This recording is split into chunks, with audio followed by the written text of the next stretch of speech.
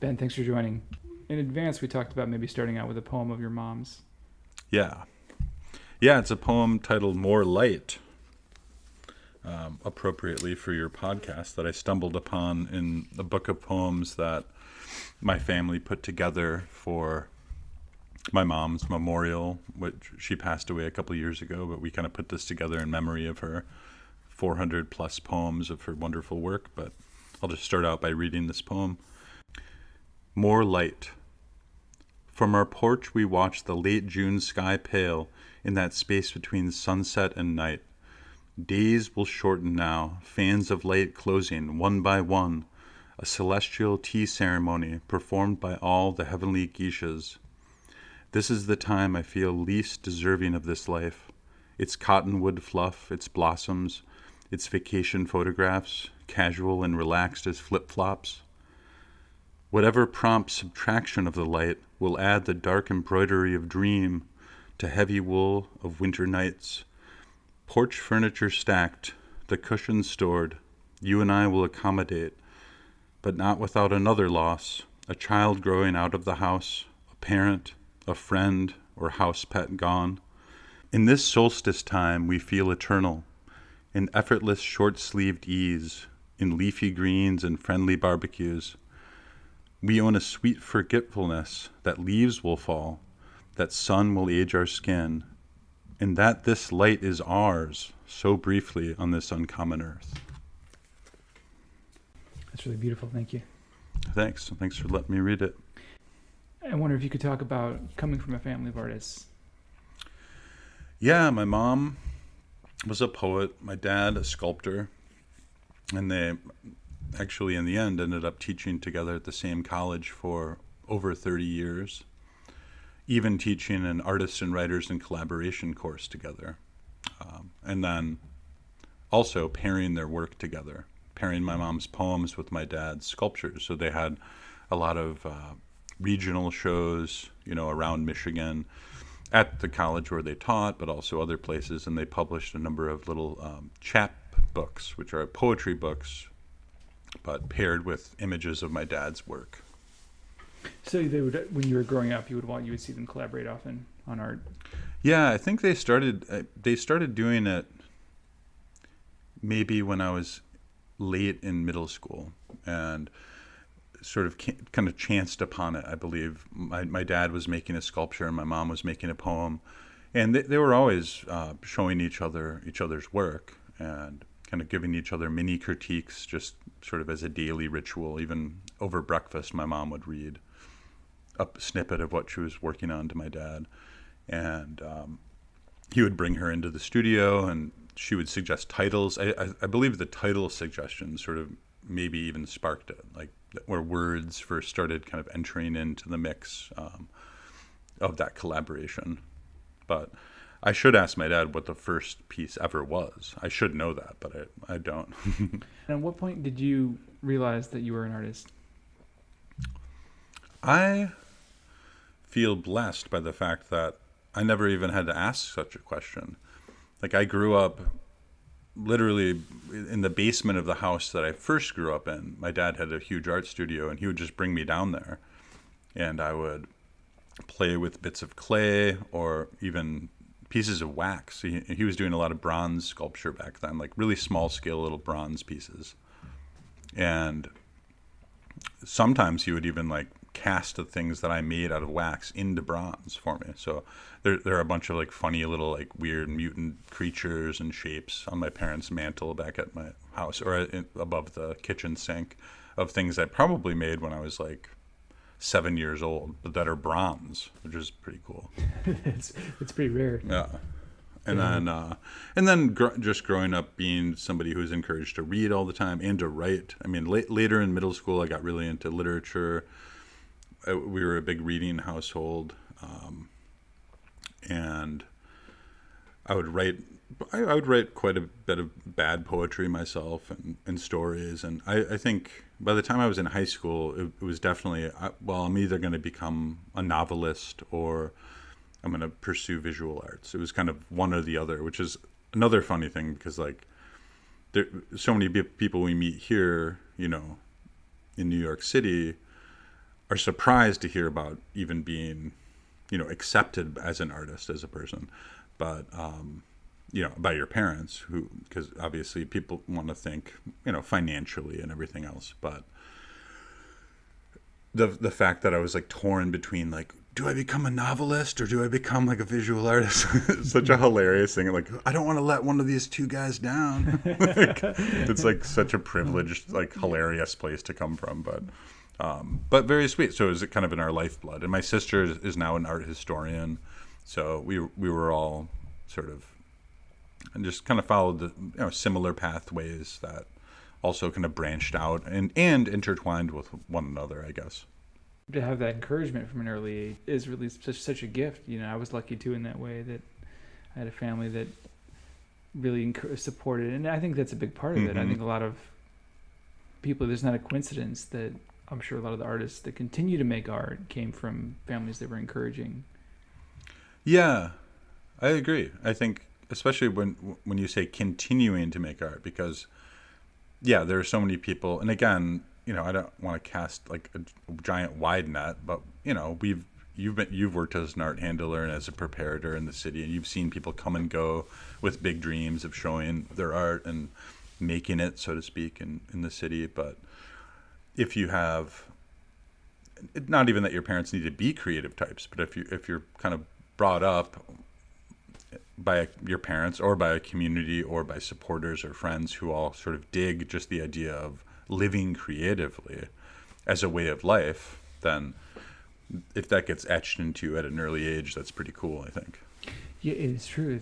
I think the older you get, the more you stay in it, the more people drop out. Not to cast anybody in any negative light. Somebody stops making art, it's not necessarily a bad thing.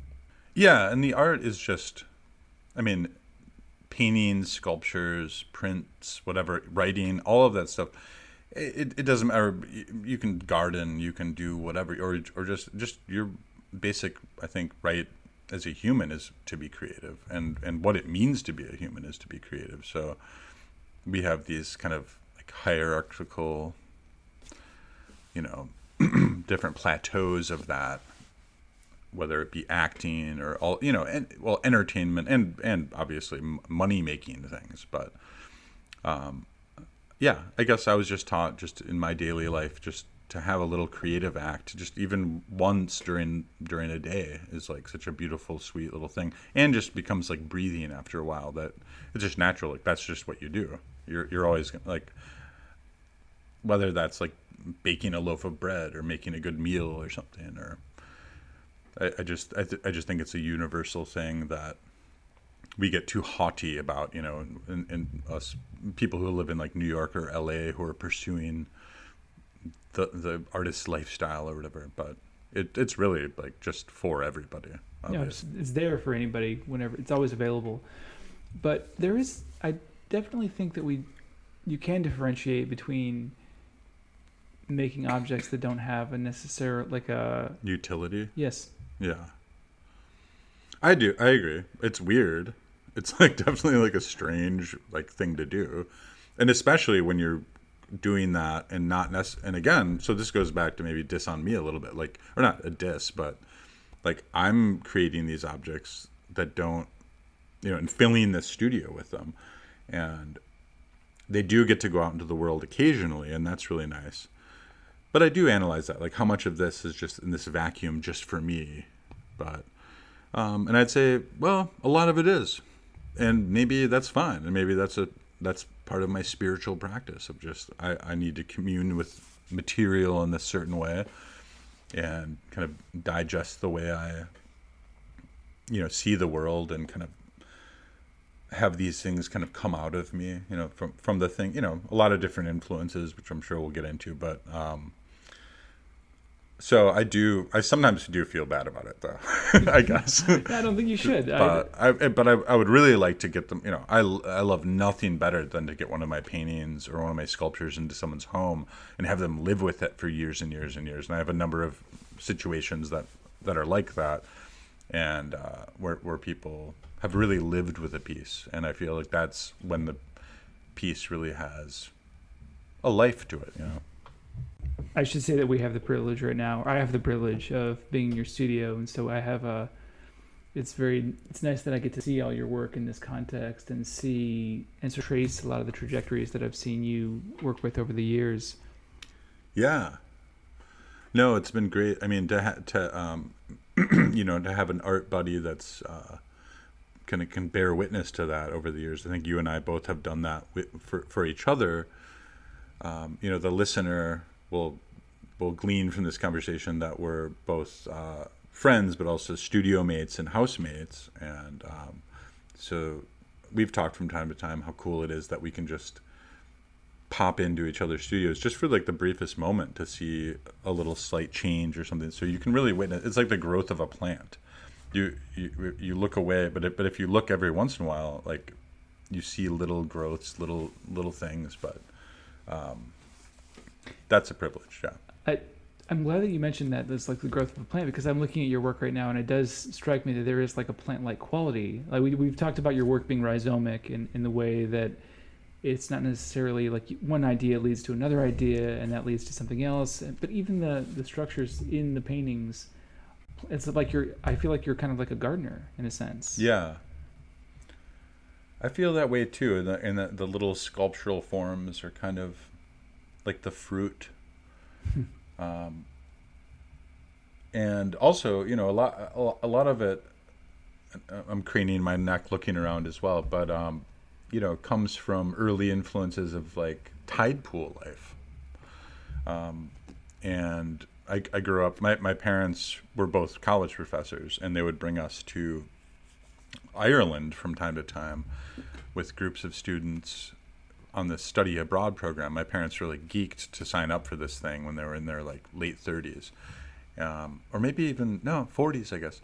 So my sister and I went the first time when I was in 6th grade, and we went again when I was in 8th grade, to this tiny little village on the west coast of Ireland in Connemara, and I was absolutely enthralled with tide pool life. So would just stare into them constantly, and you can obviously see the repercussions of that in my work today of natural forms. But yeah, of course, plants, and just having this spectacular roof garden outside that we've cultivated and kind of learned how to grow different things, the kind of trials and errors of that definitely have impacted my aesthetic, and I've really enjoyed like having even directly in the painting over there, having vine works growing up and little sculptures kind of sprouting from them, but also just the sculptural forms themselves do have kind of a plant, maybe kind of an aquatic plant quality or something.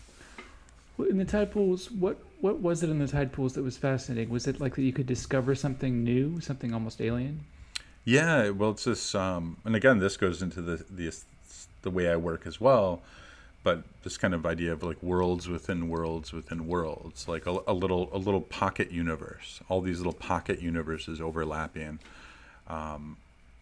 which I don't know how much then I was thinking about this, but it's almost like it's like the macro micro kind of thing. Like you're staring into this like little multi-layered universe of all these little universes intertwined, and then it does kind of make you think about, okay, then what are we? We're like Earth is just this little like tiny tide pool unto itself amongst all of the rest that's out there. And it got, I think about that more now. I don't know as a kid that I did, but I'm sure it sparked something in my mind along those lines. Like you're really thinking about what's in that little world, this world that contains little worlds and worlds and worlds. And yeah. So you have like a macro and micro thing happening. Mm-hmm. Yeah, exactly. So, yeah, and I think that's just continued to play. But even those micro worlds can be little things that are just even memories. And maybe they're just for myself, but like, for instance, this sculpture over here, the beads on this sculpture are all beads I made when I was in 8th grade that are dangling. I used to make like hippie bead necklaces for like that I would sell to college students. When I was in, especially when I was in 8th grade, when I was in Ireland. It was whenever that was in the 90s, that people were wearing like hemp necklaces with like hippie beads. But I had a whole drawer of them back in my parents' house that I discovered, and I thought, I'm going to incorporate these into a sculpture. So it's like another world, another time sort of spliced into my current existence. I also, a couple of years ago, I made this real dopey self-portrait of myself before I was bald, when I had long, just stringy, gross hair and this little like nasty goatee. Like, and it was a oil painting self-portrait that I look so serious in it, and like the weight of the world's on my shoulders, and I'm just this. It's hilarious. But I incorporated that into a sculpture a number of years ago, I think before we met, and I loved that little like slice of time, and like you used the actual painting. Yeah, it was hanging. There was this big wall, kind of multicolored wall sculpture, and it was and then it was hanging on these two like hot pink like carabiners. Like I had drilled hole. It was a panel that I had painted on. And I drilled holes through it, and it was kind of hanging from the bottom of this big sculpture. So in the end, it was this like weird self-portrait about my life and about change and about sort of even laughing at oneself and the seriousness that you feel as a youth.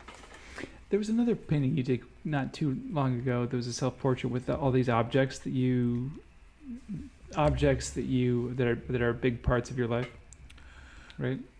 Oh yeah, I'm trying to think of the title of that one. Yeah, it's my silhouette, and then above me, hanging above me, is a gigantic weed bud, like upside down, like pointed down at my head, and all the silhouettes are in black. Like my silhouette's the central silhouette, and then there are all these other things swirling around me too, like hamburgers and fries, there's a bong, crushed beer cans, a bong, a hot glue gun, a silhouette of one of my sculptures, I think an X-Acto knife, and some other like tools. But and it was supposed to be this like kind of portrait of me and all of these my vices, but like the giant bud hanging above my head. I think it's the title of the painting is "The Kind Bud of Damocles," which is sort of the sort of Damocles idea. And yeah, that was funny. I made that like right after a breakup. I ended up walking over to Artist and Craftsman Supply and just buying a giant canvas, and then started working on it. I'm like, well, this is my life now. I guess I'm just going to paint about what I know. After being all heartbroken. But it was great. I've never shown that piece. That's actually hanging above my bed now. I think about that piece when I think of you. Well, I think there's a lot of humor in your work, and I think that's something that is an important quality. Yeah. Right? Yeah, for sure. And that I have to give credit to, well, a lot of things. I mean, so early on, my parents weren't just like super serious artists or anything. They were just like super silly goofballs, in fact. And my mom especially.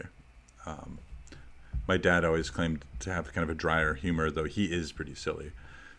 But yeah, I mean, a big aesthetically, but also humor-wise. And I know we just both watched the Paul Ruma documentary on HBO. Pee-wee's himself. Yeah, Pee-wee's himself. But my mom and I loved Pee-wee's Playhouse, and we would watch it. That was like our show. My dad and I would watch The Muppet Show at times, and he actually ended up making a little sculpture about this at one point. But Pee-wee's Playhouse was like the domain of my mom and I, and the best thing about her was just like her laughter was so contagious and awesome, and we would always try to make her laugh. But even mentioning that show, the aesthetics of that show as well, and the kind of the 80s aesthetics in general, and kind of Memphis design, that they were incorporating, and the guys like Gary Panter and Wayne White and all the guys who were behind that. I think that stuff really like struck into my head and got me like and changed my aesthetic as a young age. And then humor as well. If I can just keep going on this tangent. When I was 9 years old, we moved from the apartment building where we were living that my parents co-owned with another person. It was like this big old house full of like maybe 9 apartments.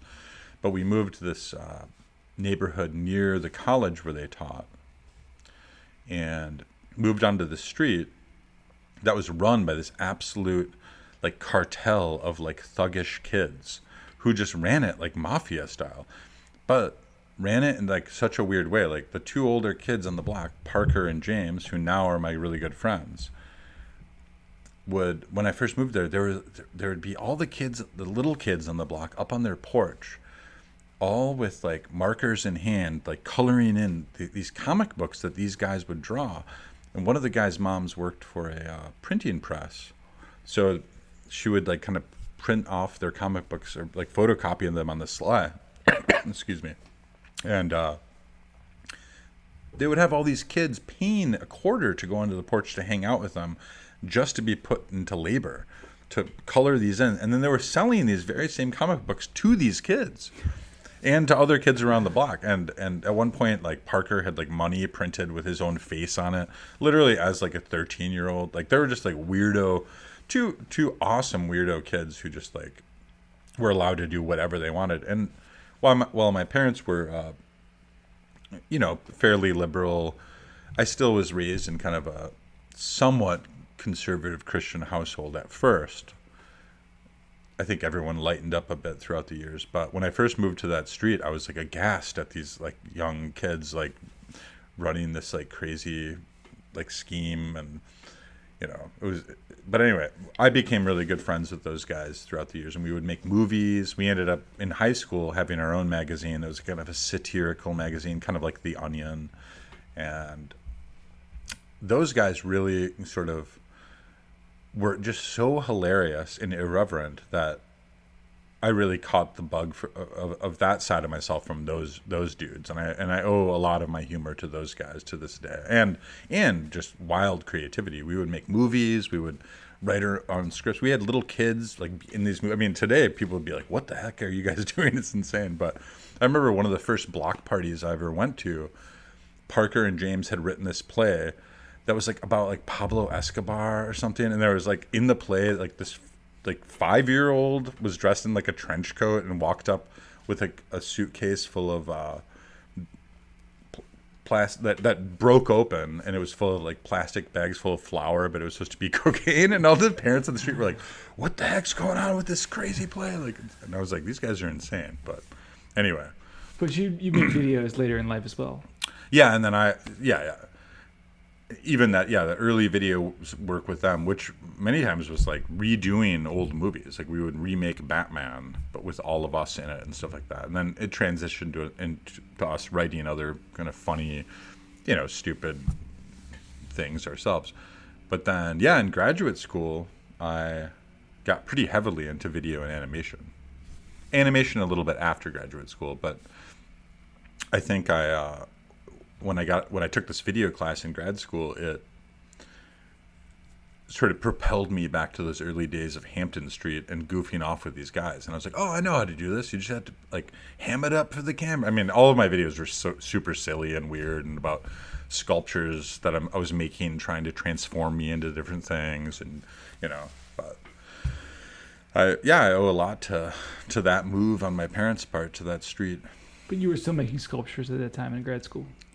Yeah, I was primarily... I mean, grad school was an awesome time because it was a time of pure experimentation for 3 years. And I think you experienced the same thing yourself. It was a 3-year program. At UMass Amherst, right? UMass Amherst. And I just tried everything. I tried all the materials I hadn't tried before. I mean, I still was working with ceramics. I should say that before, what got me into graduate school, I was doing welded steel sculptures, very like David Smith looking, Anthony Caro looking, very much my dad looking. They looked a lot like the sculptures my dad was making, and I was doing a lot of carved alabaster pieces and ceramics, and all very derivative off of things I'd seen, and I knew how to make a sculpture that. I knew how to make a good drawing in space, so to speak, with the lines, and I was pretty good at design. But it really wasn't until graduate school where a lot of that stuff synthesized. The humor, the skateboard culture stuff from my youth, basically allowing everything that had ever impacted me, and realizing, oh, never mind, all of these pieces are what my art's going to be about. Obviously,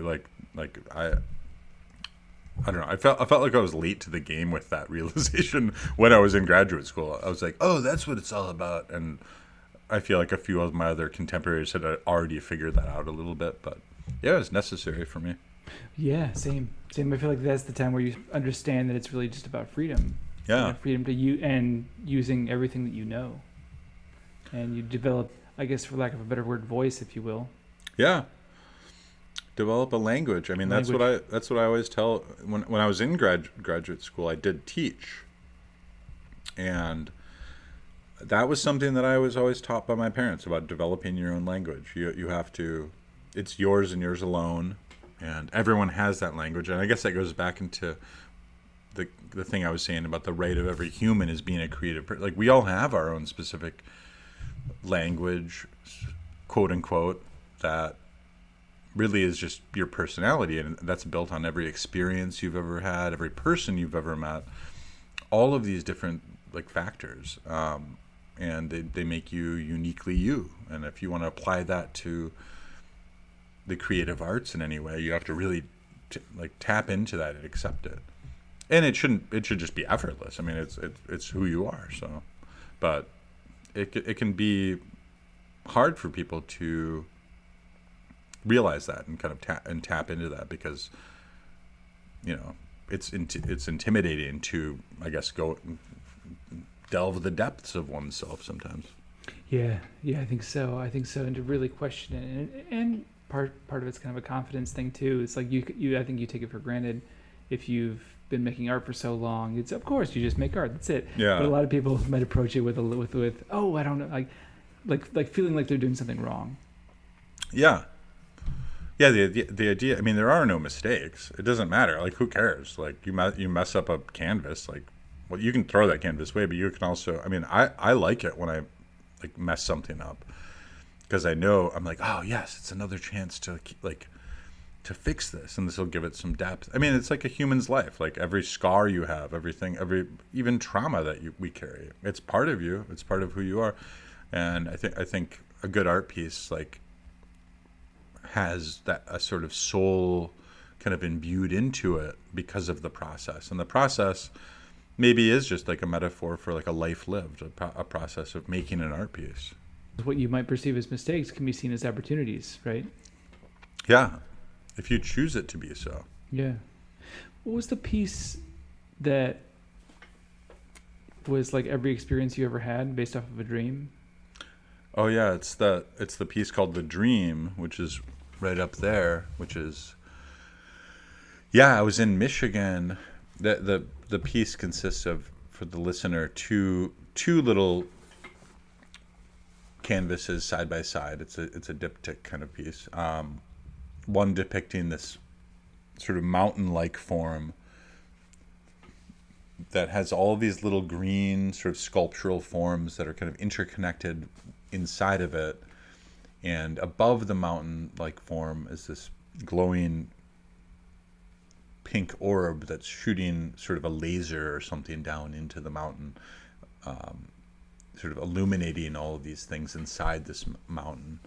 And the panel to the left is a close-up of the orb with this kind of weird, malevolent or benevolent, who knows, sculpture within it. But that's an interpretation of the dream. But I had this dream where I was back home in Michigan. I was taking care of my dad.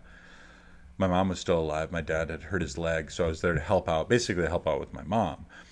But I had this dream where my body was a giant mass of earth, or like part of the earth, and I was like huge.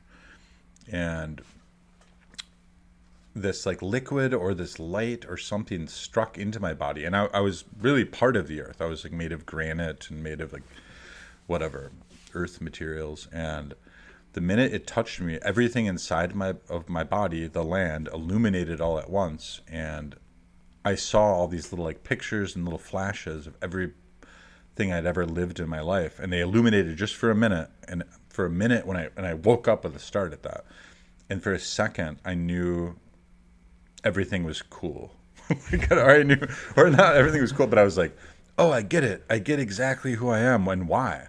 But I mean, I know it's just a weird trick of the sleeping brain, but I immediately grabbed like a little post-it note and like drew this mountain with all these like weird form, and I was just like kind of freestyle, just drawing like weird squigglies and things inside this mountain, and then this like weird beam of light hitting it, and I was like, I must paint this piece. But it was like such a trip down, and I ended up shoving those 2 post-it notes in my wallet, and then bringing them back here to Brooklyn, and then discovering them when I was like trying to take some money out, and I was like, oh, the dream. I was like, I'll do it. I'll paint that painting. So, yeah, that is just a depiction of that experience.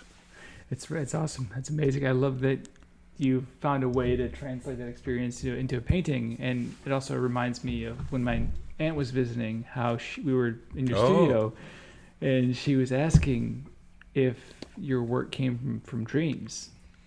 Yeah, and she asked very like pointedly, like she looked me right in the eye and she was, do these come from dreams? And I was like, what? Yeah, and a lot of them do, and a lot of them will be a form. Maybe I'll dream of, I mean, sometimes it is direct, like it'll be like a form of some sort, and I will sometimes draw that out, but again, yeah, a lot of it could be a dream about just a sweet memory with a person, so that there doesn't have to be a direct correlation, like a direct, aesthetic correlation or conceptual correlation necessarily, but that dream might spark the idea of 3 planets floating in space with like thought bubbles coming off of one another in this kind of lonely universe.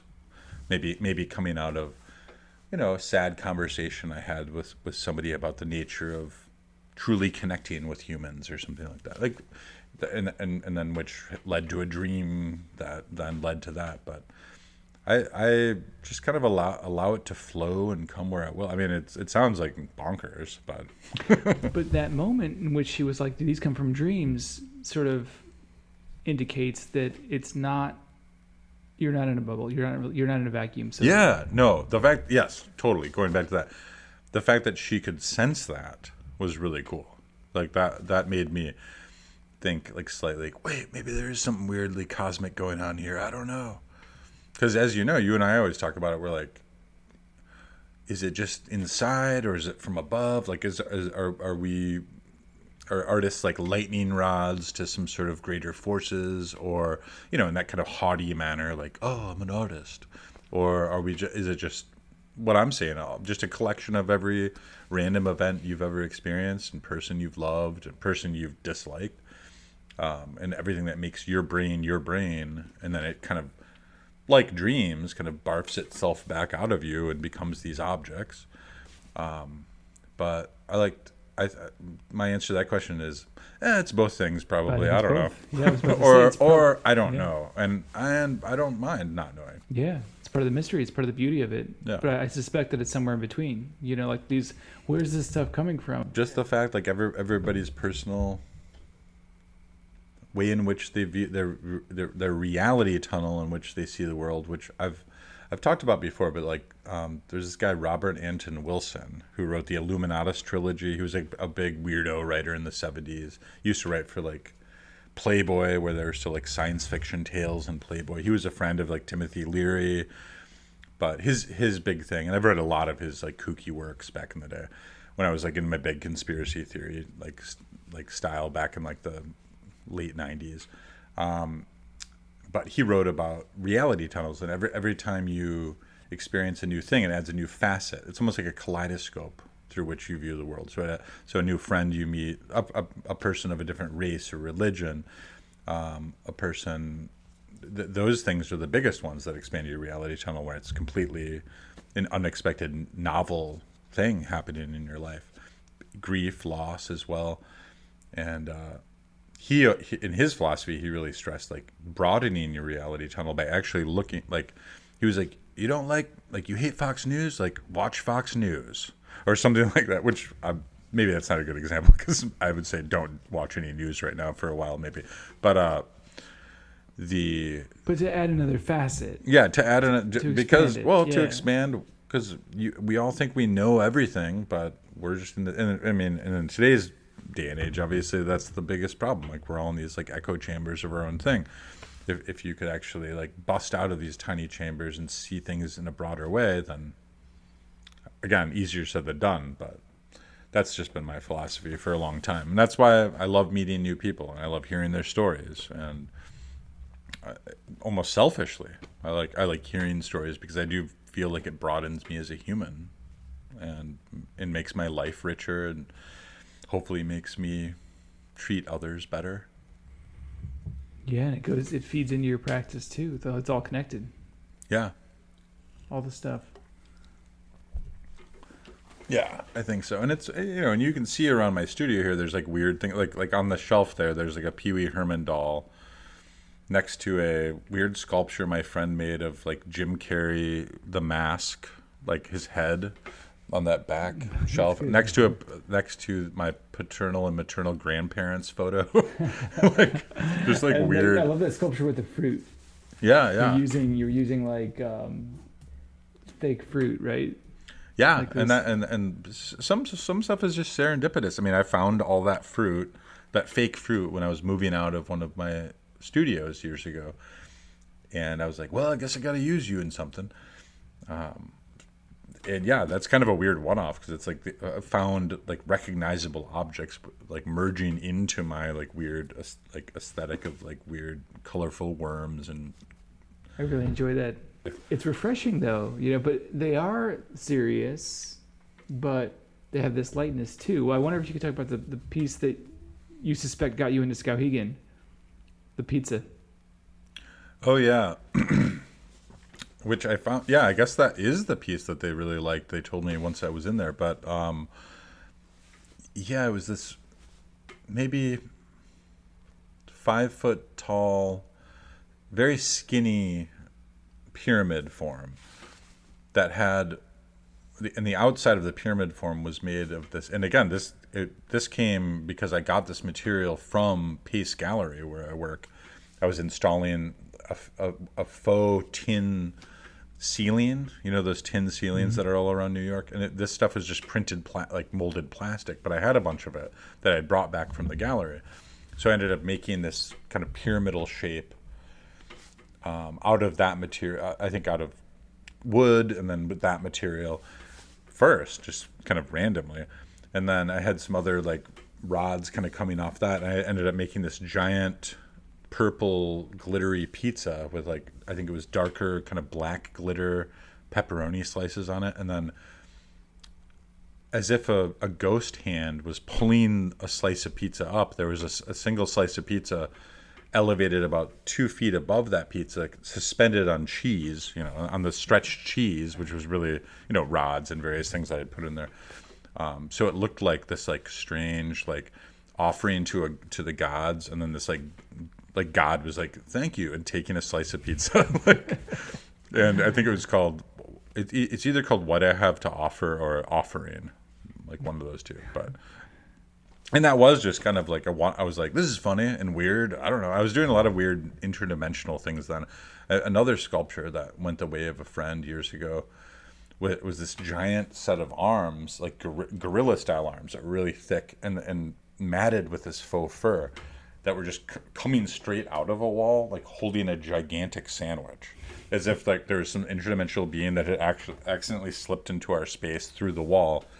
That was eating a sandwich. Yeah, that was just like happened to just be eating a sandwich. Yeah, but I was doing a lot of like weird stuff, like the jean shorts sculpture of this like creature. I made this reptilian sort of set of legs. Again, this just came from people making fun of me for wearing like super high cutoff jean shorts that were splattered with paint all the time, because I would always just rock that style because it was just like out of convenience.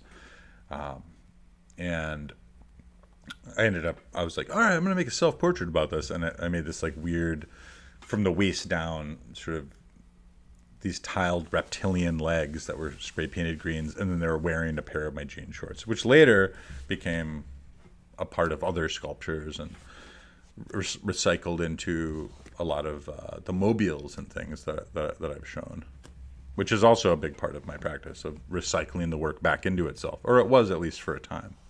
I feel like it still does from an idea standpoint, though.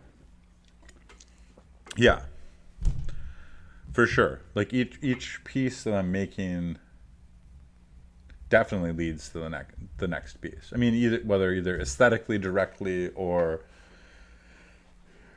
going off on little tangents when I'm playing with, like, maybe being a little more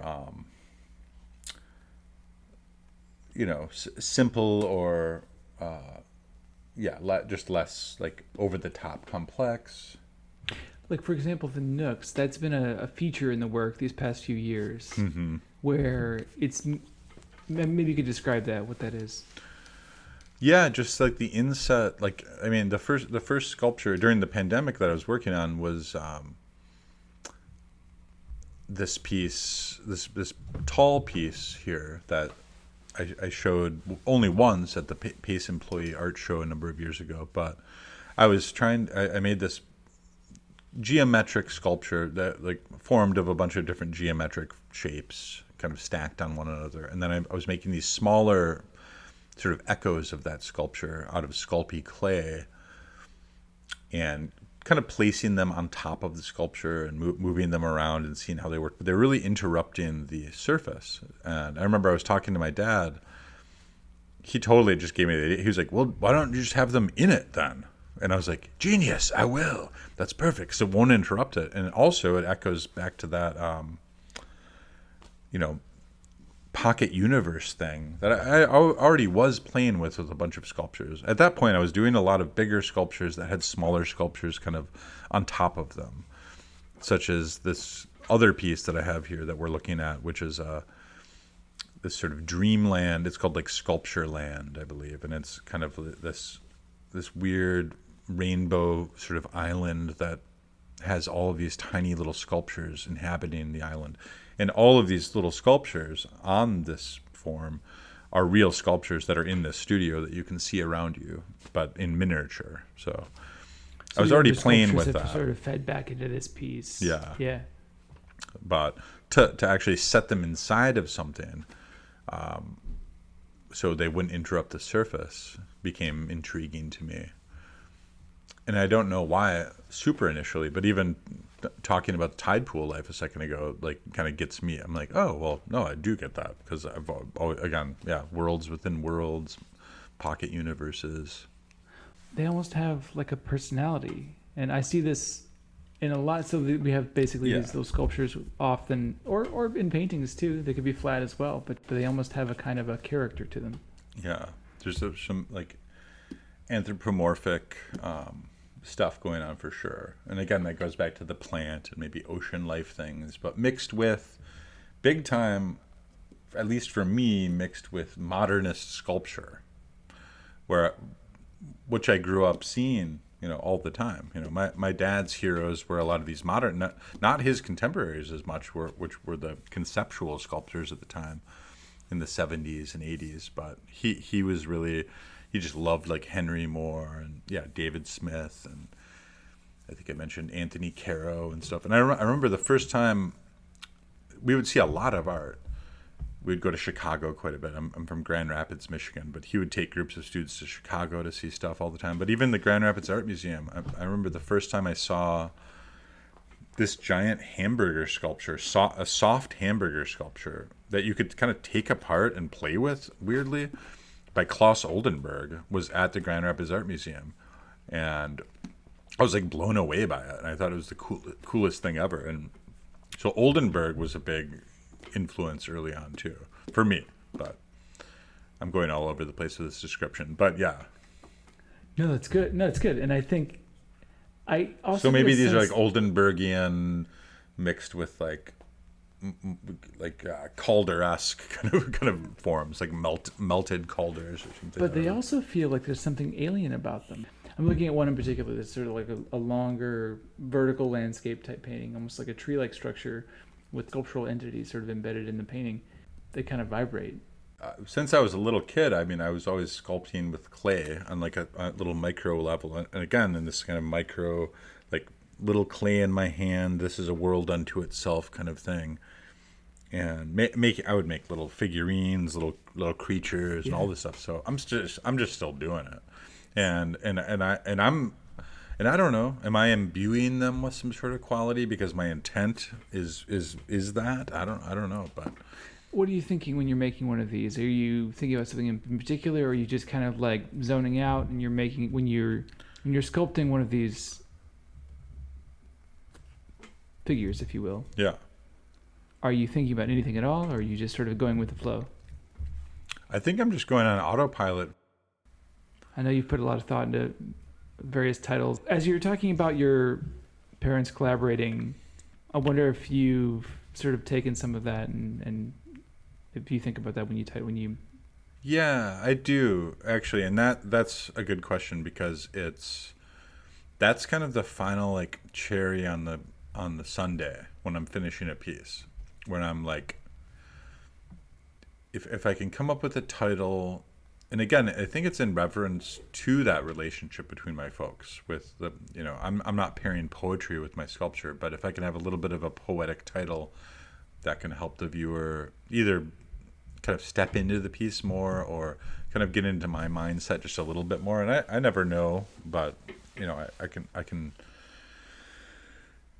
do my best to make such a thing happen, or at least kind of give someone sort of an emotive kind of feel what I'm going for. But like, for instance, this panel here with the little hot pink kind of nooks within it, to the left of this one, it's called like The Abridged History of the Earth.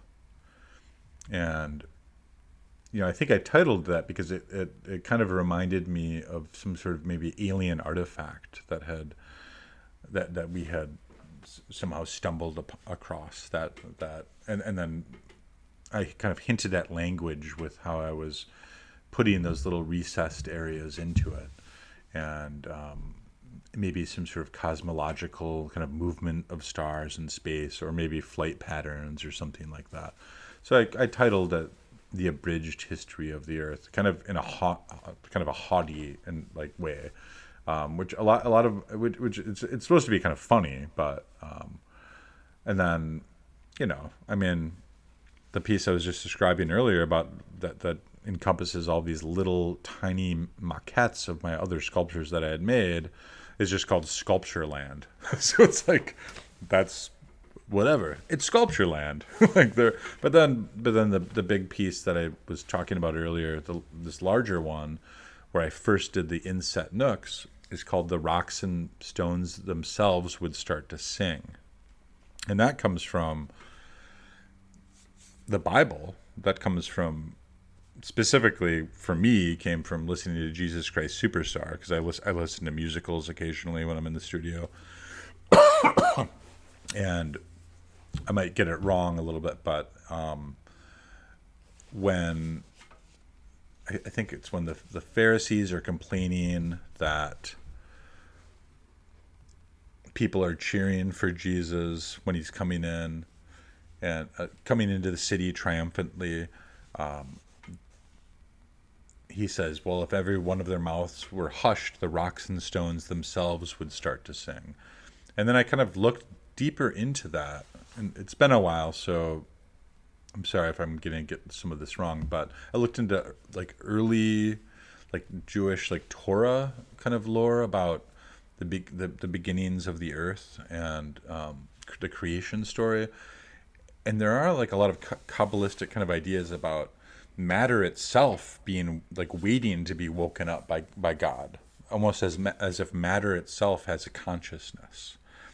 And I went down this like weird rabbit hole with that. Again, I'm a little bit like flimsy on it right now because I made that piece years ago, but I found that super interesting. So these recessed little glowing sculptures in the side of this edifice, the idea is like maybe they're sort of coming to light with some sort of like, because of some sort of power or something, and they're sort of glowing outwards, and they're kind of unseen to our eyes before the voice of God speaks their name or something, or love, or some sort of force.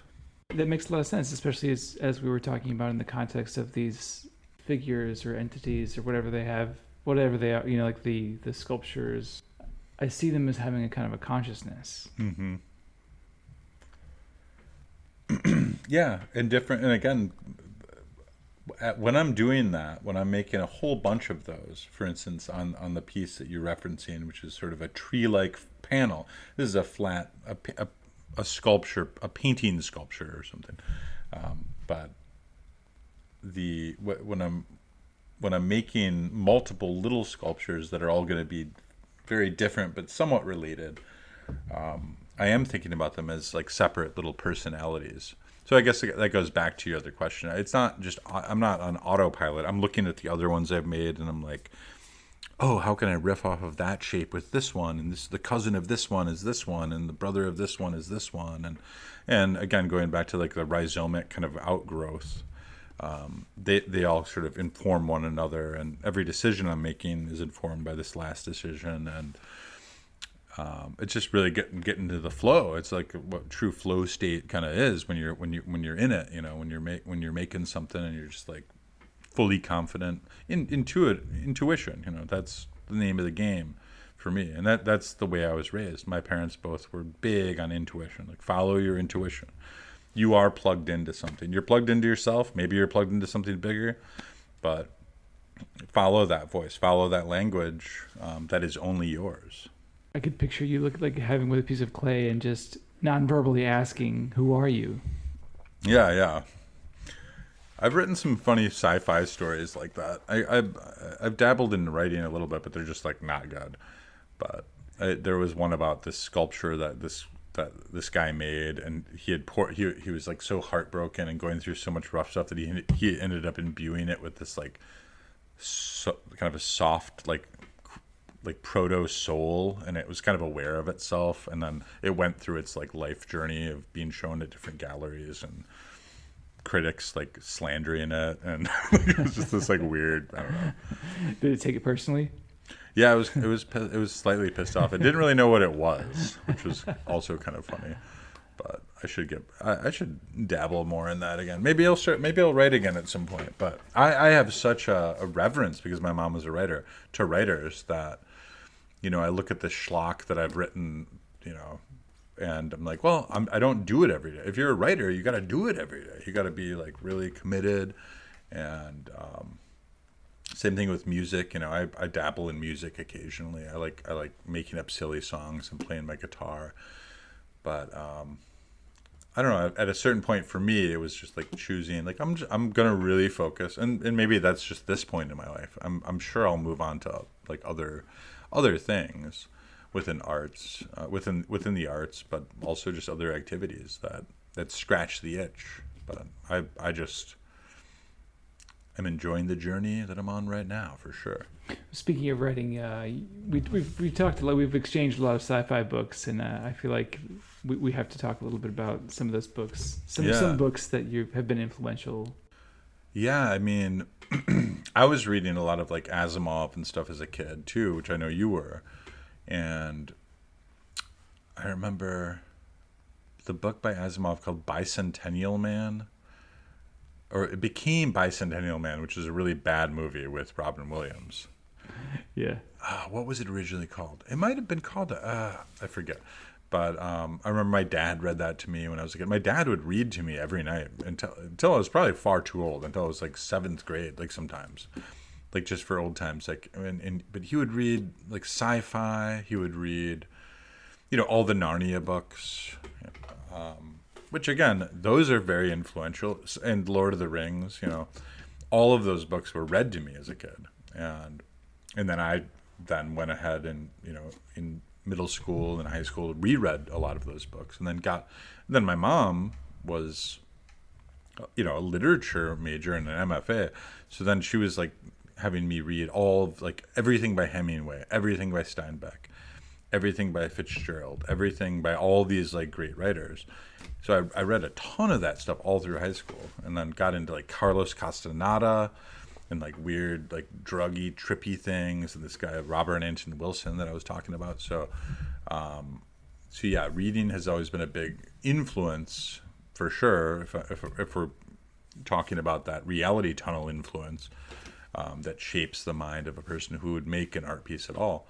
And so yeah, now it's been so wonderful along with you to discover all these awesome new sci-fi writers and also not, but like Neil Stephenson, who we've talked a lot about, who's just an amazing. I mean, he's a hard sci-fi writer, but also isn't writing like space operas, so to speak, as you would say. But then this guy Adrian Tchaikovsky that we've become enamored with is just amazing. This woman Becky Chambers,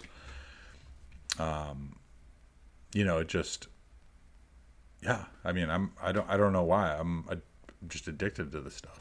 But I can see it in your work, and I can see this sense of exploration. And it's not necessarily that I look at your work and I think it looks alien, spacey, or I mean, there is this sort of alien quality, but all of this stuff, I think, because of the way just how you talked about all your influences and all this stuff comes together in one place in a way that's very unique and very much you. So that I don't right. Yeah, and maybe just like a lot of the themes in those books are like coming like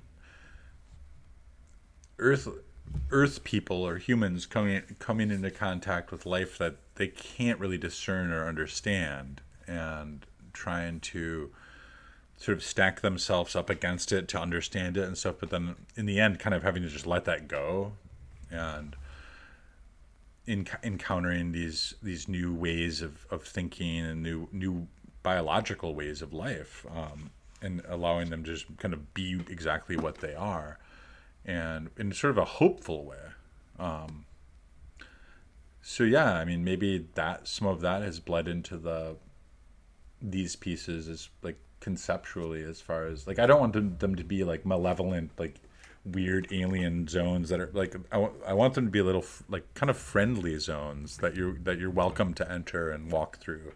Whether it's a painting you're staring at that kind of beckons to you to explore inside, or a sculpture that has a recessed area with another smaller entity inside of it that you can kind of interact with. But I don't know what that exactly means as far as any high concept, but well, I think that makes sense in terms of the friendliness of the entities. It reminds me of, there was one thing that happens in, I think it was Children of Time, one of the first in that series by Tchaikovsky, where the humans encounter these species, these aliens that are descended from spiders, and they're just completely repulsed by them. But there's something they take this like serum, this like sort of the spiders. Yeah, they take a serum, right, that makes them makes them chill out. Yeah, because of a deep-seated human fear that could not be erased from human, like the genome of a fear of spiders or something. And this is a planet that they seeded with life, hoping to uplift these like primates they were sending down there, and that didn't work out. But accidentally, they ended up uplifting the consciousness of these spiders that were on this planet. So it was this whole planet full of these sentient spiders that were about the size of like a basketball or something, right? And then the humans were just like repulsed, like just grossed out by it. And and then the spiders like figured out a way to pheromonally sort of hack the human system so that they could be like, no, we're your buddies or something. Yeah, exactly. Tripped out stuff. Yeah, read Children of Time, folks. It's amazing, by Adrian Tchaikovsky. It feeds into all this stuff. There's so many books that both you and I have read and talked about that I think have maybe feeds into one's practice in a subtle way. It's like, I'm not going to point to something. I feel like I'm not going to look at your work and be like, oh yeah, that creature was in that book and this idea or whatever it is, but just a sense of wonderment and exploration and embracing the otherness, or just this sense of creativity. Yeah, I mean, I basically been retained a lot of the kid-like stuff, from that initial sort of creativity, and which is great, because I sometimes from time to time I go to Storm King Sculpture Park with our friend John of the Freestyle Family. That's his organization, and we do collaborative art pieces with kids and parents. We'll build a big sculpture together, and a lot of these people are kind of groovy, whatever, savvy people coming to this sculpture park to see art, so they're not surprised. But some people are like, "What is this? What are you doing? This is so weird. Like, what? How do I even do this? Can I make art?" I'm like, "Of course you can make art. You were a baby once. Like, you used to do it all the time. You used to draw weird stuff, and that's why I love hanging out with my niece and nephew and just because it's unfiltered. It just complete access to like everything they just want to do and they're seeing, and they're not taught to like cut that part out yet. And I, again, going back to my parents, was lucky enough to be like, no, that part you have to keep nurturing it, and like allow that to flow, and hopefully allow that part to flow into the other aspects of your life. I'm like a broken record on this sometimes, but I think if I could only, the same intuition that I use within the studio, if I could bleed that out into my regular waking life more, like life would be so much better, And I try to, and I try to do that with friendships and family and the way I communicate with people. But like ultimately, maybe all of this stuff in the studio is just the husks from me trying to become a better person out into the world and the way I'm living relationshiply, and I mean, relationshiply isn't a word, but relationship wise, and in other aspects of my life. I'd like to hope that I can bring that same like assuredness of movement and decision, and also just mystery out into my real life as a human interacting with other people. And care. Yeah. Care and love. Well, it is love. Yeah. And I was just texting someone the other day that was talking about astrology, and I think I was saying, well, it's as good as scaffolding as anything else to try to like make whatever, if you're using it to kind of make decisions or find your place in the world and it's not hurting anybody, sure. But I remember saying I'm not dogmatic, but my gods are art and love, and they are. And meaning not strict, just two entities of God and art that exist or something, but we're all kind of mixed into that swirl together. But that's what I like really believe in. I believe in love, and I believe in art. It shows. Thanks. One thing that's refreshing to me about your work is that the process changes depending on the piece. They don't all have the same kind of process. I mean, you're using a lot of the same skills, but I get a sense there's really like you're figuring things out as you go. And so, for example, if you're making a two-dimensional work that has sculptural elements, how would you start? Just from, maybe you could walk us through from the initial concept and to the finished piece. Sure. I mean, the broader story really has to. I'm sort of an opportunistic sculptor and painter and just artist in general, in that whatever materials I come across, and it really started when I first moved to New York in 2007 and started working for Pace Gallery. I was coming right out of grad school, as I was describing earlier, after that high time of access to every material I can imagine, moving into a small 2-bedroom apartment with one of my classmates in Brooklyn, and then working for an art gallery where I had unlimited supplies of things like foam core board and cardboard and scraps of wood. So at that point, I was well equipped, because in graduate school I was trying all kinds of different materials, but I was like, well, I can't fire up any clay sculptures right now, but I still know how to work with Sculpey clay, which I've been working with my whole life since I was a little kid making these beads. I also could just grab as much material as I want from the dumpster here at work and make stuff. So your question's interesting, because it's like the materials that I just find in my life, or walking down the street and just finding a weird shaped like piece of wood or styrofoam or something, and then bringing that back home and painting that and doing. I was making like all of the stuff I made in 2007 no longer exists, by the way. And why would it? It was a bunch of like hot glued together pieces of foam.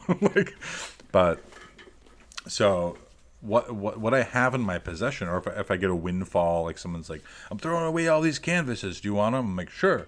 And then I'm like, I guess I'm just gonna paint a while now.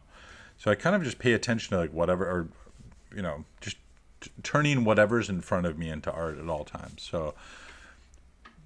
So for instance, like a piece, like a piece that's even one of these panel works, I got a lot of these for free from Materials for the Arts. So I was like, I guess I got to use these, and I want to, I want to make a painting, but I also would like to stretch myself out sculpturally within this as well. And so it just kind of, naturally kind of came together. But it's like there's like a utility function to that. Like it's just like when I was at Skowhegan, they called me like the bottom feeder. So that gives you an idea.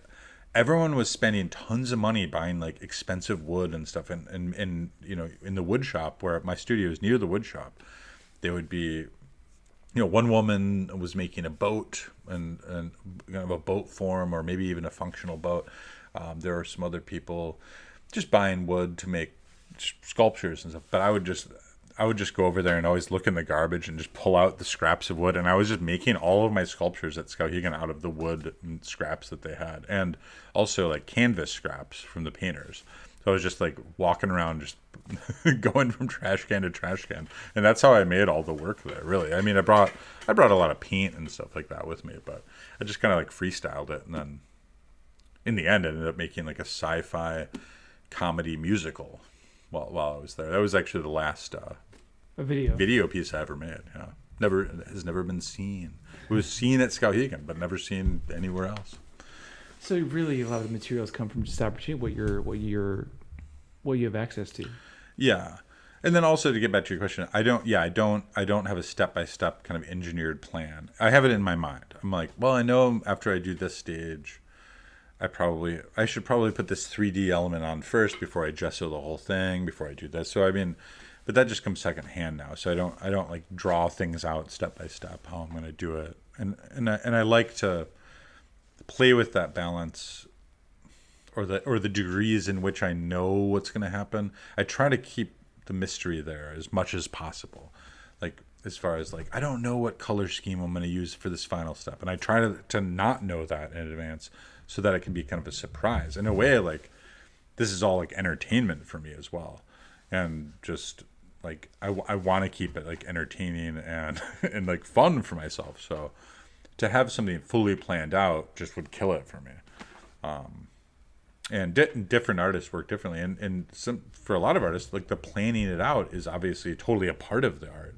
And there's an evolution in the plans, and there's an evolution in the sketching, and there's like, but yeah, the way I work is very sort of pretty sloppy and tight, but back and forth. It's like there's like some sloppy big actions, and then it's me kind of correcting that and tightening it up, and then maybe some sloppy big actions, and then me correcting it. And you're really responding to what you've done. And yeah. then I'll do like big actions. Like I'll be here late at night drinking beer, listening to like loud music, and splash a bunch of crazy paint on things, or spray, put a bunch of things in my acrylic paint sprayers and just spray something down.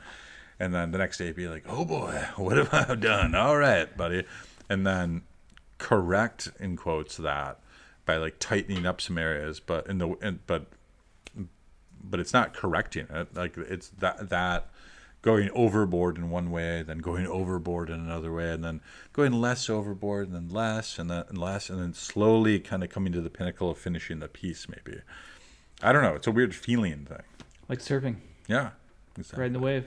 Exactly. Riding the wave. I really enjoy that you don't necessarily have a prescribed process, but that each piece, but you're using similar materials at times, and you know how to use, often you're using Sculpey and spray paint. Yeah, and this magic sculpt clay, that's this 2-part epoxy water soluble clay that really changed my life. I mean, those early sculptures that I was making out of cardboard, just painted cardboard and painted foam core that disintegrated. Now, I mean, I'm still making forms and a lot of armatures out of such materials, but because of the sculptural tech over the years, I can get this 2-part clay that I can kind of mix with water and put a fine skin of this clay, maybe only an eighth of an inch thick, on top of a big cardboard form, and then suddenly it becomes this kind of impenetrable, really tough object, but also very light. So easier for me to store. Like the hanging forms in my studio are all made of such things. So that was a game changer material wise for me. But I think you've noted before, like hot glue and cardboard, like you've watched me work with hot glue and cardboard, and that's like a very natural thing for me now. I'm amazed at what you can do with it, to be honest. How much has working for Pace influenced your work? Well, definitely quite a bit, because of that material thing. And I think I've talked to a lot of art handlers over the years who, there is kind of this art handler aesthetic, right? That where you're dragging stuff back to your studio that you've gotten from some artist studio or something, that people are throwing stuff away, and you're kind of being a scavenger, or like a bottom feeder, as I was saying earlier. But really through my job, I've just met such amazing friends who are all just amazing artists. And then at the same time, we're, handling like Calders and Rothkos and Chuck Close pieces and all these like newer artists, that like Hollowells and people that Pace is representing.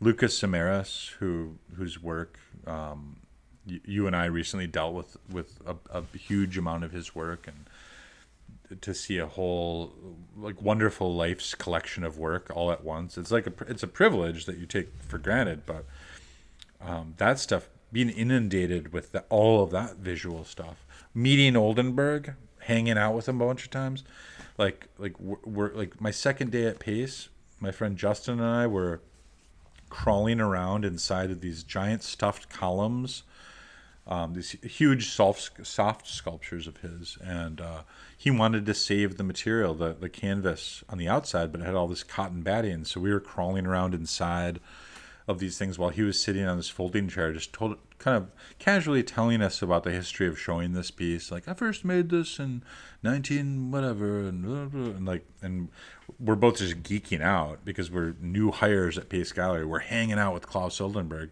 who's just couldn't be happier telling us about this piece that he had made way back in the day, and could see our curiosity and loved it. But so all of that, interaction with the art, with the artists, maybe more so with my coworkers who are also artists, but then also the gleaning of the materials. All of those things completely have made me into the artist I am today as well. I love that you mentioned Oldenburg, because I do think about, I think your work has a similar effect. There was one of my favorite quotes is from him. He said, have you read, there was like a really long poem about what art should do or what it could do, or I can't remember exactly. I just remember one line that goes, "I am for an art that helps old ladies cross the street." Yeah, right on. And he was so cool. Like I remember probably maybe about 4 or 5 years before he passed away, I was riding on one of the trucks, and we were delivering a sculpture back to him.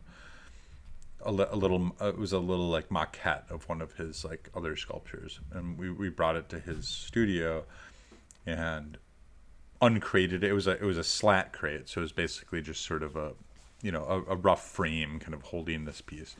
But I took the lid off of it and put the piece on this table, and then started packing the crate back up to take with me. And he was like, "Can I have this?" And I was like, "Oh, of course. I mean, yeah, it's yours." He's like, "Oh, cool." He's like, "Yes. See, I think I'm gonna use it as this like weird table for this new piece I'm making." At this point, he's like 90, and he's like sitting there like in his workshop, like covered in paint, like making this weird. He's like, "Maybe I'll put this object on it. What do you think?" And like, just like super. And I was like, "Man, if I can be like that when I'm 90, that's awesome." Like that dude rules. I was just in Minneapolis and saw the spoon with the cherry, the bridge piece, which was him and his partner Kuji van Bruggen's like work, which was like a love, kind of almost a love poem of a sculpture about like, you're the cherry to my spoon or something. I believe I hope I'm not getting that wrong, but and it's just such a lovely little thing, and that's kind of how he lived his life. I mean, you don't know it until you meet an artist, and then they're just like groovy people. You think it's all high and mighty and like, oh, they must be really serious, but he was such a cool, playful guy.